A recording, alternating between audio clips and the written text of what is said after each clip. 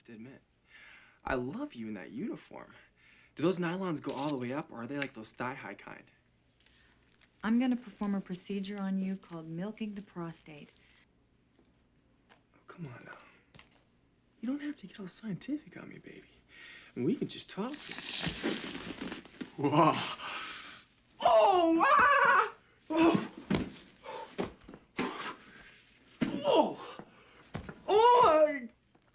Stop! Okay, keep doing it. Oh! Ah!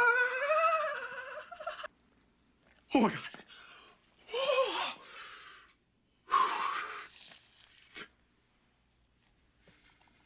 Okay, all done.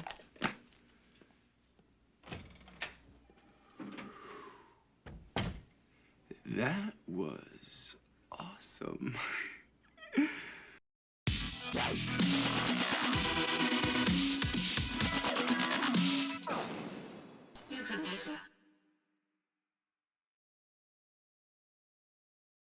What's happening, guys? Supernova here, back with another video, and this is going to be my review of Resident Evil 8 Village. It's awesome. If you like Resident Evil 7, it's more of Resident Evil 7, but better. It's fucking awesome. Go buy it. End of review. But no, seriously, the game really is awesome. Is it a perfect game? No. Are there things that I have issues with? Yes, but overall, it's a great game, a game I've had a lot of fun with. I actually just finished my third playthrough. Yes, I've beaten it 3 times for different reasons. But yeah, I just completed my third playthrough, so clearly it's a game that I enjoy. Now, before I get into the review, I just wanted to say what you're seeing in the background is not the campaign. I'm going to be playing just video of me playing Mercenaries mode. That way I'm not giving away anything plot-wise or puzzle-wise or anything like that. Also, if you're planning on buying the digital deluxe edition of this game, don't! I want to start off right there, because even though I like this game and I've had a lot of fun with it, this is issue number 1, and something that really actually kind of pissed me off about the game right off the bat, and that is the digital deluxe edition. And let me explain to you why. As digital deluxe editions go, it is extra money for extra shit. In this case, an extra $10 to get something called a trauma pack. The trauma pack has a bunch of things inside of it. It has a Resident Evil 7 found footage that you can watch. It has the Resident Evil 7 tape recorder that you can have take place of the typewriter save points in the game. It has the safe room music, Go Talent Roadie, so you can replace the music in the safe room with Go Talent Roadie, the song from fucking Resident Evil 7. It has these Mr. Everywhere weapon charms, this little fucking football player bobblehead that you can dangle off your weapon that actually looks like shit, and I turned it off in the menus. The Village of Shadows difficulty, which is the hardest difficulty in the game, that one's kind of cool. The Tragedy of Ethan Winter's artwork, and then the Baker Incident Report. Now, honestly, none of that I gave a fuck about. The Village of Shadows difficulty, I'll take the additional difficulty, that's cool, but honestly still don't really care about it. The main reason I personally bought the Digital Deluxe Edition was for this right here. The Samurai Edge AW Model 01. For those of you who don't know, in the Resident Evil games, the Samurai Edge is like the most upgraded version of all the characters' weapons. Every character has their own Samurai Edge. Jill Valentine has a Samurai Edge, Leon Kennedy has a Samurai Edge, you know, they all have Samurai Edges. This model happens to be the Albert Wesker model, and it's the one that has this kind of octagonal suppressor. And if you played Resident Evil 7, it's a gun that you unlock after beating the game. You can then go back through and play on New Game Plus, basically, and have that gun and just go rape shit because it's just an OP powerful pistol, right? So I was like, yo, I want to play with the Samurai Edge. I fucking love the Samurai Edge, especially the Albert Wesker model. It's a fucking dope-looking Beretta 9mm with an octagonal suppressor. It's fucking cool. So I was like, you know what? Hell yeah, I'll get it. I figured it would at least be, at the very minimum, a starting weapon that probably had better specs than the pistol you would start the game with. And that's kind of what I expected. I expected, okay, it's probably going to be a pistol that starts off with better specs than the pistol you start with, and then you just play through the game and upgrade it like normal. Wrong. That's not what it is at all. It's actually a colossal fucking waste of time and money, because this is the Samurai Edge AW01 that you can unlock the second you talk to the Duke, and these are its specs. And this is the Lemmy, the pistol they give you at the very beginning of the game, and this is its specs. Now, if you do the math, the Samurai Edge is actually a better weapon. It has better specs in every fucking category. The problem here is that look at all those black squares next to the specs of the Lemmy, however the fuck you pronounce the name of that gun. Look at the black squares next to its specs. Those are upgrade slots. And then those two other squares to the right, those are attachment slots. So, pretty much the very second you upgrade this gun once in any of these categories, it instantly renders the Samurai Edge obso-fucking-lete. The Samurai Edge is a gun that you can basically use for the first 15 minutes of the game, and then after that, it is rendered absolutely useless. You're not going to be running with the fucking Samurai Edge into the end game. It won't make it to the end game because you can't fucking upgrade it. It has these bitch stats that you have to stick with the entire fucking time. And on top of that, the other gun you get for free at the beginning of the game. In order to get the Samurai Edge, it costs 200 fucking lei at the Duke. You have to pay 200 lei to get a gun that is fucking useless. I don't understand the point of giving you the Samurai Edge, this weapon that's supposed to be super badass, and making it A, only minorly better than the starting pistol in the game, and then B, rendering it useless the second you upgrade the other pistol. I literally looked at it and I was like, what? You can't upgrade this gun? And I fucking sold it right back to the Duke at a 15 lei loss. That's right, because when you sell shit back to the Duke, you sell it for less than you paid for it. So I took a 15 lei hit because that piece of shit is not what I expected it to be. And again, I don't understand why. And that's the first thing that annoyed me about the game. I was like, look, the only reason I purchased the deluxe edition was for that weapon. And that weapon is fucking useless. Now, other people may be buying it for the difficulty or the artwork or everything else. Me personally, I bought it for that gun. That gun's fucking useless. If you're looking at the digital deluxe edition and you're looking to buy it because of that gun, don't. Colossal waste of fucking time. Now, with that PSA out of the way, let's get into this review. So, what is Resident Evil 8 Village? Well, it's what you expect. It's a continuation of Resident Evil 7 Biohazard. Now, this may confuse some people because the last Resident Evil game that was made was Resident Evil 3 Remake, and they're just making these fucking games completely out of numerical order now at this point, because we went 1, 2, 3, 4, 5, 6, then 7, then 2 Remake, 3 Remake, and now 8. And it really doesn't make any sense, especially when you consider the fact that we went fixed camera angles for 1, 2, and 3. That became over the shoulder for 4, 5, and 6. And now 4 is one of the most beloved games in the franchise, but 5 and 6 are two of the most hated games in the franchise. Even though I think 6 was like one of the best-selling Resident Evil games of all time, it was one that the fans absolutely fucking hated. So when it came to do Resident Evil 7, Capcom decided they were going to flip the script again, and this time make it a first-person game. Really fucking weird, and something I wasn't sure if I was going to like. Now, having played Resident Evil 7, I can say Resident Evil 7 is a fucking awesome game. However, it both does and doesn't feel like a Resident Evil game. It doesn't in terms of all its gameplay. All the gameplay in Resident Evil 7 does not feel like a Resident Evil game. But because of the inventory management system that the game uses, that is basically the same type of system that you would see in the other games, that's what makes it feel like a Resident Evil game. Even though if you took that away, to me, it really isn't very much of a Resident Evil game at all. But because of the inventory management system, it has that Resident Evil kind of vibe, if that makes sense. Now, Resident Evil 8 is very much the same thing. It is a first-person shooter just like 7, it plays just like 7, and it doesn't really feel like a Resident Evil game, kind of like 7 doesn't, right? You're fighting lichens and weird creatures that aren't zombies and other things, so it doesn't really feel like a Resident Evil game in that sense. Because it's first-person, it doesn't play like a Resident Evil game, but it has that inventory management system, which is very much Resident Evil DNA. So because of the inventory management system, again, it has a Resident Evil vibe. That, and of course, all the environmental puzzles. Just like traditional Resident Evil games, there's lots of environmental puzzles for you to solve in both 7 and 8 that also have kind of that Resident Evil DNA. The other reason that 7 didn't kind of feel like a Resident Evil game was because of the characters we're with. We're not following, Jill Valentine or Leon Kennedy. We're following Ethan Winters and his girl Mia. Like, Ethan Winters. Who the fuck is Ethan Winters? He's not part of Umbrella. He's not one of the STARS members. I don't even think he's been to fucking Raccoon City. The game takes place in fucking Louisiana, in this farmhouse in the backwoods in the swamps of Louisiana. That's where 7 takes place.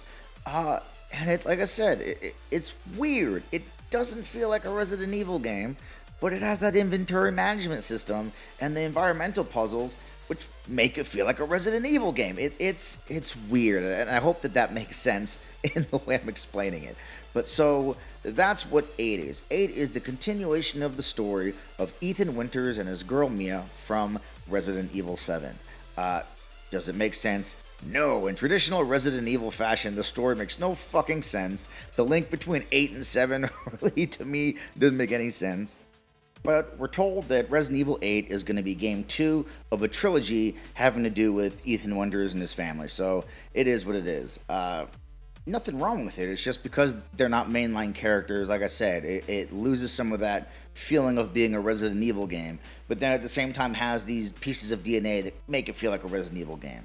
And I mean, there are characters like Chris Redfield in the game. You do play as him for a tiny bit. You do see him. And, you see the Umbrella logo a couple of times. But other than that, like I said, just like Resident Evil 7, this is a game that's not a Resident Evil game, but is a Resident Evil game at the same fucking time. I know that probably doesn't make any sense, but if you've played any of the older original games and you've played 7 or 8, you would know you know what I'm talking about. So the game starts off with, like I said, you as Ethan Winters at home holding your baby with your wife Mia, and you're putting the baby to sleep, normal everyday parent shit, and then next thing you know, all hell's broken loose, and you're waking up in the middle of the snow, in the middle of fucking nowhere, with both your wife and your baby missing. And that's how Resident Evil 8 starts. From this point on, you'll be fighting monsters and solving puzzles in this village, as the name of the game would imply, and its surrounding areas, trying to figure out where the fuck your wife is and what the fuck happened to your baby. The village kind of acts as a hub level. It's a level kind of in the middle of the map, and it has all these gates requiring different keys that then lead to basically different levels, right? And at the end of each one of these levels is a boss. So you have this key for this gate. You go down the path, go to that level, solve the puzzles, beat that boss, and then come back with the key or the items that you need to open the gate that would lead to the next boss. And then, same thing. You go down that path, go to that level, solve those puzzles, beat that boss, and come back with the items that you need in order to progress through the next gate. And now, each one of these areas, each one of these levels are very, very different and do feel very different from one another, which in some cases is good, and in some others is actually kind of bad. And I'll explain. At least bad to me. Maybe good to you, but bad to me. There's an area of the game that I just personally don't really like, and I'll explain why. Now, visually, this game is a really good-looking game. Is it one of the best-looking games of all time? No. But it's still a really good-looking game. And on next-gen consoles, it has ray tracing support for lighting and reflections and shit. One of the best-looking areas in the game is Castle Dimitrescu. Maybe Dimitrescu. I'm not sure how the fuck you pronounce it. I hear people say Dimitrescu. I hear people say Dimitrescu. So you know what? For the remainder of this video, if I'm going to say it, I'm going to say Dimitrescu. If that's not how you pronounce it, guess what? I don't give a fuck. Don't waste your time correcting me in the comments, because this is how I'm saying it, because I don't care. So the castle is by far the best looking area in the entire game. It's just this beautiful castle that has a lot of reflective surfaces inside and out, lots of gold and lots of kind of filigree on the walls, and it's just a really, really nice looking place with, shiny marble floors and all kinds of shit. It's easily the best looking place in the entire fucking game. Unfortunately, you spend barely any time there. It's the best looking place in the whole game. One of the coolest environments in the whole game, and it's probably the one you spend the least amount of time in, or close to the least amount of time in. There are a couple other levels that you spend very little time in. And I just found myself wishing that I spent more time in the castle. You think of a game like Resident Evil 1, where you spend a lot of time inside the Spencer Mansion. And I understand this game has not just the Spencer Mansion, but it has, 4, 5, 6 different areas. But still, it's just an area that I wish we could have spent more time in, especially because there's a level later on that you end up spending quite a bit of time in. I'm not sure if it's more or less than the castle area, but to me, it was my least favorite part of the game. And you spend a fuck ton of time there, and I'm like, why couldn't I have gotten less time there and more time in the castle? Or have this be an area that I see earlier that I spend less time in, and have the castle be the place that I spend more time in at the end? Or just find a better way to balance it. But I found myself wishing that we were spending more time in the castle and less time at this other fucking place. And I don't want to spoil really what this place is or what happens there. I'll explain it like this. It's basically like an industrial fucking factory. That's what it's like. It's an industrial factory with my least favorite enemy types in the entire fucking game. I just didn't care for this area of the game at all. It really felt out of place. By the time you get here, it feels like a different game. Just, in terms of the visuals feel very different. Everything else feels very, old world, right? The village feels like an old world village. I'm not sure where the village actually exists. I know Resident Evil 7 took place in Louisiana. I'm not sure if this game even takes place in the States. Maybe it does. I don't know. But the village looks like an Eastern European village from like the freaking 1800s, right? The castle has got a very gothic, old world look and feel to it. And a lot of these environments, that's what they feel like. They feel like you're in kind of like this old world area. And then you get to this area and it's very industrial and very, new feeling. And it's just, it doesn't match the feeling of the rest of the game. And I know that is a criticism that a lot of people are going to tell me like, yo, that's the dumbest criticism for a Resident Evil game I've ever heard, because Resident Evil 1 takes place in this mansion that very much just feels like a mansion, and then the second half of the game takes place underground in fucking high-tech laboratories that look and feel nothing like the rest of the game. Understood. If that's a criticism you have towards my critique of the game or criticism towards my review of the game, I can understand it. But I'm just telling you, for me, by the time I got to this area of the game, it didn't feel like the same game because of the enemy types, because of the environments. It felt weird, and I really didn't care for that final portion of the game.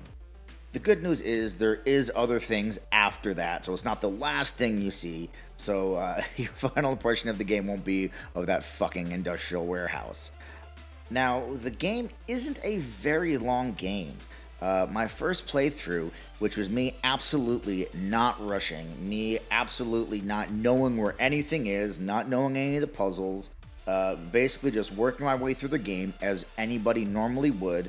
My first playthrough was about 9.5 hours, which is okay. To me, it's a little on the short side, but not terrible. The good thing about the game, though, is there is a lot of replayability with this game, because there are different items that you can unlock. There's these challenges, and by completing these challenges, you unlock these points, and these points can be spent for items that you can then use in the game. For example, by completing certain challenges with the points, you can unlock a weapon that can then be in the game. And after you fully upgrade that weapon in-game with all its attachments and all its upgrade slots, if you have enough of these credits, you could then purchase infinite ammo for that weapon. And you can have subsequent playthroughs of the game where you now have this weapon with infinity ammo, and you're just fucking going ape shit crazy, and it is a lot of fun. For example, I did one playthrough, because like I said, I've beaten it 3 times. I did one playthrough where I maxed out my shotgun. And then with my points, I was able to unlock infinite ammo for that shotgun maxed out. And when I did my next playthrough, you get that shotgun right off the bat with unlimited ammo. I then ran through the game a second time using nothing but my shotgun that had infinity ammo, and all the ammo that I picked up in-game, doesn't matter what weapon it was for, I sold it back to the Duke. I sold fucking all my weapons back to the Duke. I used nothing but my shotgun that had infinite ammo, and I think my grenade launcher. That way I could save up as much currency as I possibly could, because they'll follow you through your subsequent playthroughs. And then after doing that, I had enough challenge points to purchase a short barrel assault rifle to then exist in the game. I also had enough in-game currency to then fully upgrade that weapon. And then again, more of those points to then get infinite ammo for that weapon.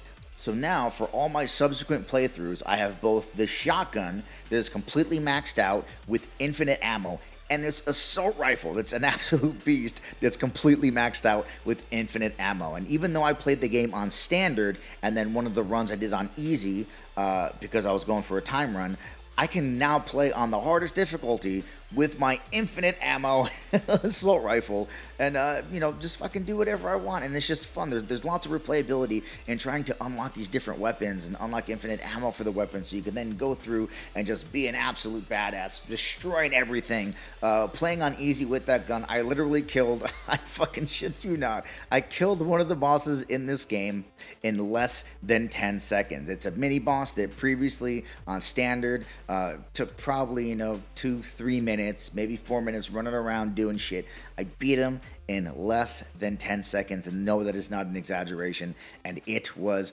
both badass and fucking glorious. It was fucking awesome. And like for my final playthrough, I was trying to go for a speed run. That's my third playthrough of the game. I was trying to go for a speed run because one of the challenges is completing the game in under 3 hours.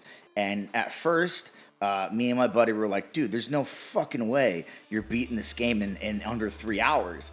Not realizing that you could unlock these weapons with infinite ammo and just fucking go crazy, right? So I did my speed run. 3 hours is what you're supposed to beat the game in under. I fucking beat it in 1 hour, 59 minutes, and 44 seconds. I fucking did it under 2 hours because I'm a gangster like that, right?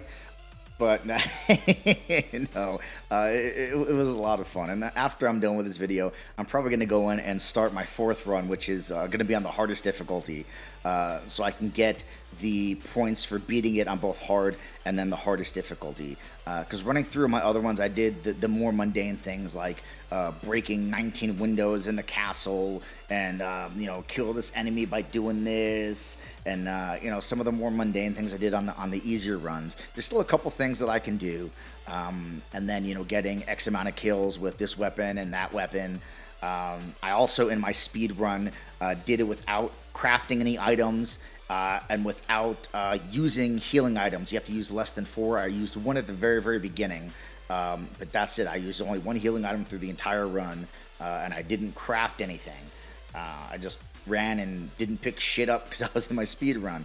But yeah, there's just a lot of replayability in this game, and looking at these challenges and trying to knock these challenges out. It's going to take subsequent playthroughs, and then, like I said, unlocking weapons, and then unlocking infinite ammo for those weapons, so you can then run through and just fucking be a beast. There's also the Mercenaries mode, which is what you're watching right now. Basically, these little trials where the first section is 3 areas, and you run through, try to do it as fast as you can, get as many points as you can, and triple S ranking is the highest you can get. I've only done it a couple times. I got double S in this, and then this unlocks another section. So this one's 3 areas. The next one's got 4 areas, and then there's 2 more after that, I believe. But yeah, Mercenaries mode, you just run around doing this shit. There are challenges that are linked to the Mercenary modes as well. So playing Mercenary modes, you can still be unlocking the challenge points that you can then use to unlock shit in game. So after you beat the game, there's still a lot to be done, even if you've already beaten the main campaign. So that's a lot of good about the game. Now let me briefly touch on some of the things that I didn't like about the game or that kind of bugged me. One is the inventory management. Not so much the system. I love the system. The system is very Resident Evil, but there's certain things about the system that they make no fucking sense. For example, in the inventory system, different weapons, different items take up a different amount of slots. Again, no problem there. They even take up certain spaces, like rifles will take up a long rectangular space. You can, use your shoulder buttons to spin them vertically, but the inventory management system becomes kind of this game of Tetris where if you're running low on inventory space, you can take items and kind of turn them and make them fit more like a puzzle pieces to free up space in your inventory. Because you may have total enough space, but it's spread out, a square here, a square there, so you can kind of move everything in your inventory, kind of consolidate the space it's using to make room for other things. That's the way the inventory system works in this game, and I actually really like it. It's fun because again, your inventory system becomes kind of this game of Tetris of, okay, I'm out of space, how can I maneuver some of this shit to make more room? Now, every weapon in the game can be sold or dropped out of your inventory. Like, if you don't want it anymore, you can sell it to the Duke, or you can just drop it out of your inventory so it's no longer in your inventory, except your knife. You always have your knife. Fine, cool, have no problem with that. But you can unlock a karambit to be used in-game. A karambit is basically just a cooler version of a knife, right? It's a more fancy knife. And the karambit in-game acts exactly as your knife. It's basically a replacement for your knife. Except you can still sell the karambit, you can still drop the karambit out of your inventory. But while your karambit is in your inventory, the knife can't be sold and can't be dropped. So it's like, why would you give me an item that is basically a duplicate of the knife, but not allow me to replace it, right? Like I can replace it in my, in terms of using it, but both it and the knife will always be in my inventory. So basically, if you use your challenge points to unlock the karambit to use in-game, all you're really doing, because the karambit doesn't kill any faster, it doesn't kill any better, it's just like your knife, all you're doing is basically removing 2 inventory slots, or however many inventory slots your knife and karambit take up. You've now just lost those slots because your karambit and your knife are both there, and you can't get rid of the knife and just have the karambit. You can either just have the knife and no karambit, or have both. To me, that makes no fucking sense. If I have the karambit unlocked in-game, it should then replace my knife, almost like a skin for my knife, where I now no longer have to see the knife is no longer in my inventory, the karambit is now my knife. That's not how this game works. The karambit will be in your inventory next to your knife, so you're losing those inventory slots, and that's something the game does not fucking tell you. That's kind of an issue I had with the game. Just small little things like that. The other thing, again, not a big deal, but it's something that bugs me, is not being able to aim down the sights. You can't aim down the sights on any of the weapons. Pulling an L2 just kind of zooms in a little bit or tightens up your reticule so you're shooting in a tighter space versus just hip firing. But you're not actually looking down the sights, and I don't understand why not. Why not let us look down the sights? It's a first-person shooter. That's kind of what I come to expect from a first-person shooter. I don't give a fuck that this is a first-person shooter survival horror game. I want to look down the sights. Again, this is a me problem. Maybe you don't care, but to me, it does kind of bother me, especially because you unlock scopes and red dots for these weapons. You unlock a red dot for this full auto shotgun. You unlock scopes and red dots for assault rifles, but you can't use them. They just get slapped on the gun, and when you hit L2, it just zooms in a little bit and your reticule tightens. Again, like I said, not a big deal, but it is something that just bugs me, and I wish that we could actually aim down the sights. Those are really the only gripes I have when it comes to the systems. Everything else, like I said, is really, really good. And I played this game on PlayStation 5. This game does make good use of the PlayStation 5 hardware. I mean, it loads in less than 2 seconds. Once you load the game, you will never again see a loading screen at all. Can't say the same for its competing hardware, but at least on PlayStation 5, once you start the game, you will never see a loading screen. This game also makes good use of the DualSense, both in terms of its haptics and its adaptive triggers.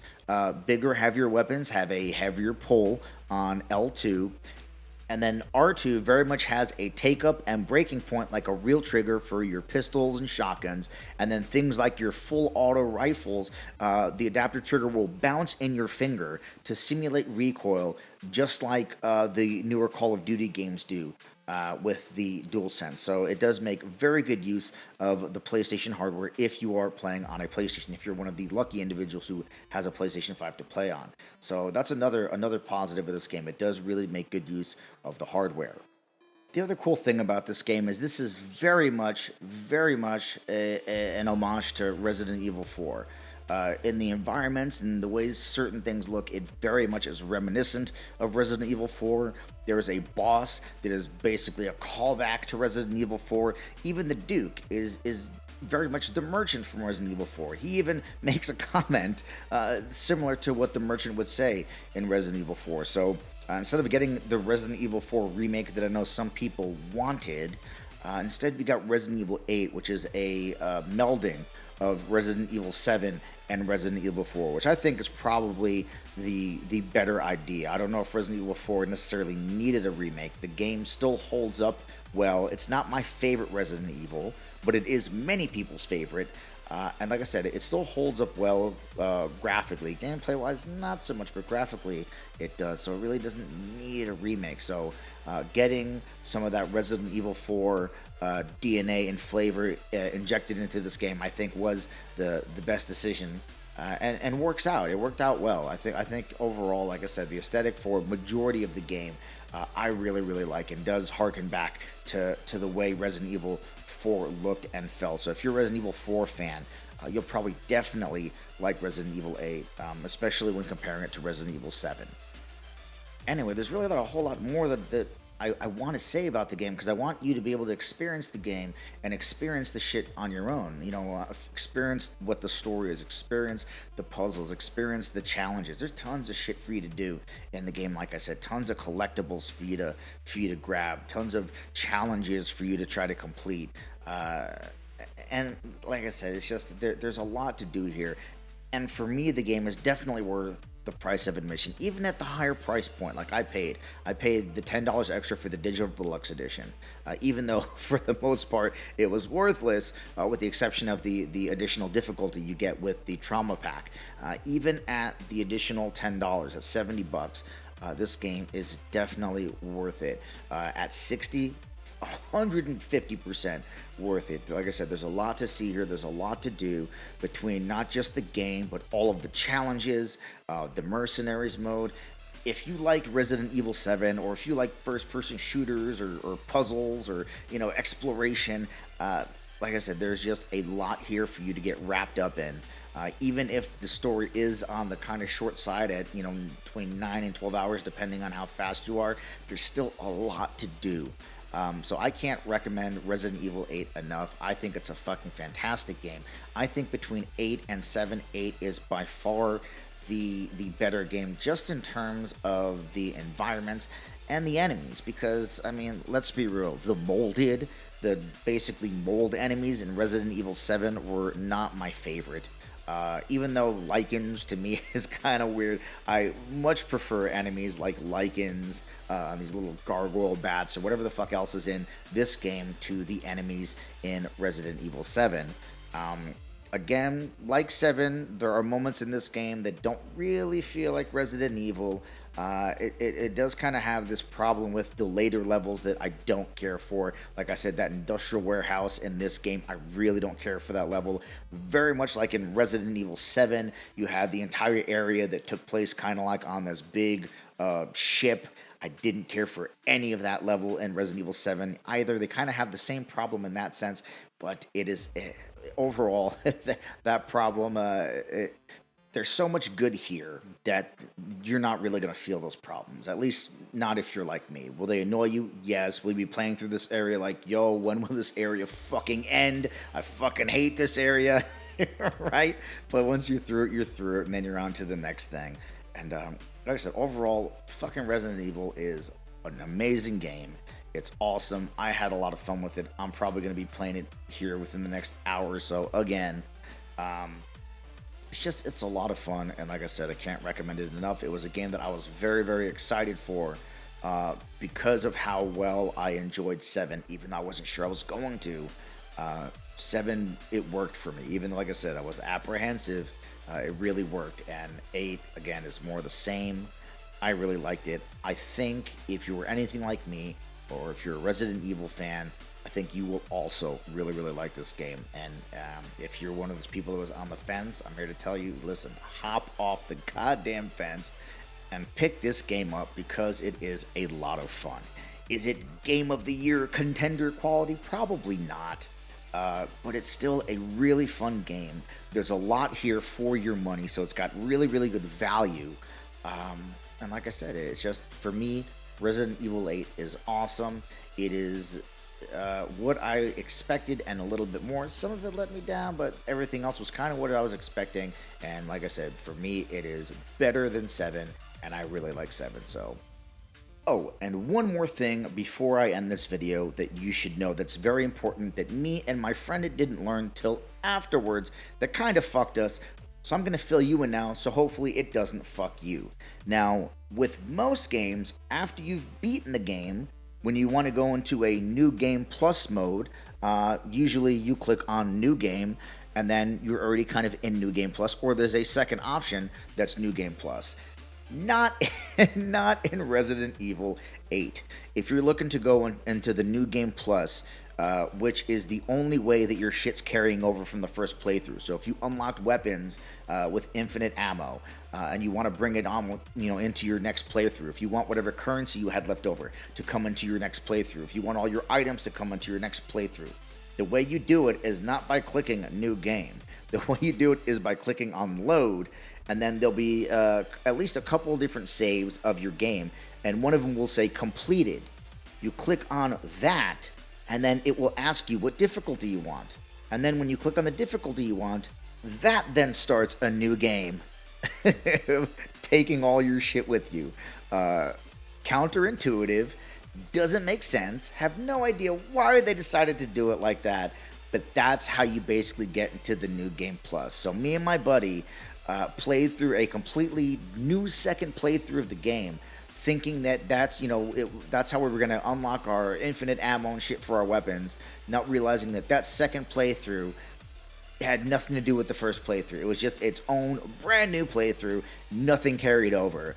So we wasted an entire playthrough of basically starting over. So if you're looking to do a subsequent playthrough or a new game plus, do not click on new game. After you've beaten the game, click on load, then click on the save that says completed. It'll have a little picture of like this fetus looking thing, and then it'll ask you the difficulty you want, and that's how you start a new game plus with all your shit from the previous playthrough. And just trying to help you out so you don't waste a playthrough like me and my buddy did. But with that said, like I said, Resident Evil 8 is awesome. Play it if you haven't. I really liked it, and that's all I got for you guys on this one. And that's the video, guys. Let me know what you think down in the comments. Do you agree with what I'm saying? Have you played the game? Do you like it? Do you not like it? Are you undecided? Let me know. And as always, feel free to like, share, and subscribe. And I'll catch you guys on the next Supernova, which will probably be a Biomutant initial reaction after I play that game. So look out for that video coming at the end of the month after Biomutant releases. Supernova out.